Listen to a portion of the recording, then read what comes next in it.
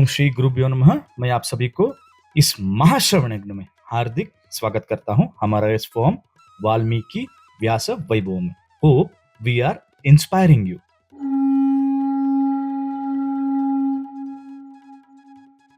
आज का हमारा टॉपिक बहुत ही इंटरेस्टिंग और इसमें एक गहरा राज छुपा है जो हमारे स्वामी श्री कृष्ण ने अपने भक्तों को दिया है। Hope you are going to not miss this.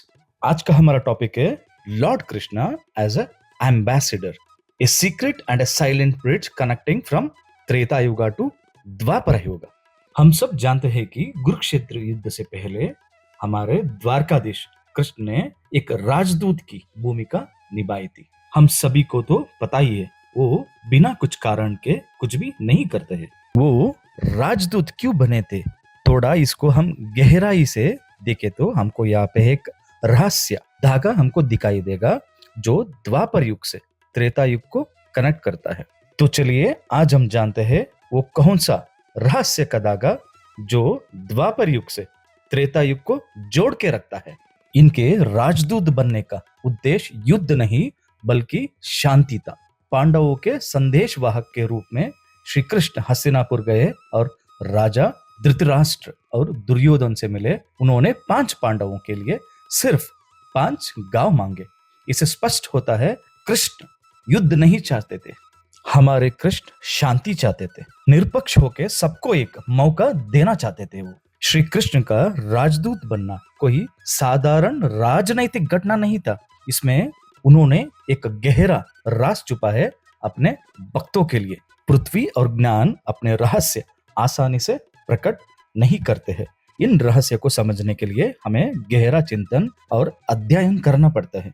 इसके लिए हमको एक सच्चे सद्गुरु का मार्गदर्शन चाहिए होता है। जब हम इतिहास और अध्यात्म में गहराई से झांके देखे तो हमको त्रेता युग और द्वापर युग के बीच में एक अद्भुत संबंध दिखाई देता है। त्रेता युग में श्री कृष्ण से अवतार से काफी पहले ही भगवान के एक महान भक्त ने राजदूत की भूमिका निभाई थी।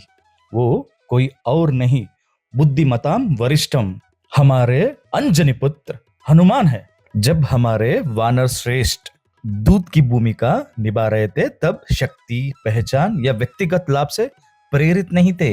हनुमान जी का एकमात्र उद्देश्य सेवा था, अपने स्वामी के प्रति शुद्ध और निष्काम सेवा, बस और कुछ नहीं। जब वे संदेशवाहक बनकर लंका गए तो उनका हृदय भय, अहंकार और इच्छा से मुक्त था। ना कोई पुरस्कार चाहिए था या ना कोई यश। धर्म के पक्ष में खड़े थे, धर्म का रक्षा करने के लिए डटकर। वायुपुत्र जी का जीवन हमें सिखाता है कि सच्ची भक्ति वही क्रिया है जो बिना किसी अपेक्षा से की जाए। इसीलिए तो उनका कीर्ति फैला प्रभु सिया रामचंद्र के दिल में बस गए है। यही शुद्ध सेवा की भावना हमारे स्वामी नारायण के लीला के लिए भी प्रेरणा बनी। इसीलिए तो अपने भक्त हनुमान जी की तरह ही कृष्ण ने भी बिना स्वार्थ, बिना लोभ, लाभ से एक दूत बने। अपने भक्त धर्म पक्षपाती पांडव के साथ खड़े रहे, उनकी रक्षा किया और यहाँ तक कि अपने भक्त के सारथी भी बने। हमारे पुरुषोत्तम पूरा संसार को दिखाया कि सच्ची महानता प्रेम और विनम्रता के साथ सेवा करने में है। धर्म में पक्ष में खड़े रहकर हनुमान और कृष्ण के जीवन के माध्यम से भगवान एक शाश्वत सत्य सिखाते हैं। दोनों ही यात्रा का मूल तत्व एक ही था, धर्म का रक्षा करना, वो भी निष्पक्षपात से। इसमें ये संदेश छुपा है, जब भी कोई भक्त शुद्ध हृदय से बिना किसी फल के इच्छा के सेवा करता है, कष्ट में जो भी कोई धर्म के साथ डट कर खड़ा होता है, तब स्वयं स्वामी सही समय पर वैकुंठ से उतरकर अपने भक्त का जीवन का सारथ्य अपने हाथ में ले लेते हैं और कहते हैं, मेरा सब कुछ तुम्हारा, तुम्हारा सब कुछ मेरा। बोलो सिया रामचंद्र की जय। Hope we will all stand on the side of Dharma, free from selfishness. We'll pray to him कि हम सबको धर्म के पक्ष में खड़े होने का साहस दे, प्रेरणा दे, बिना कोई इच्छा से। Hope you will all liked it. मैं अभी आपको एक सवाल पूछूंगा।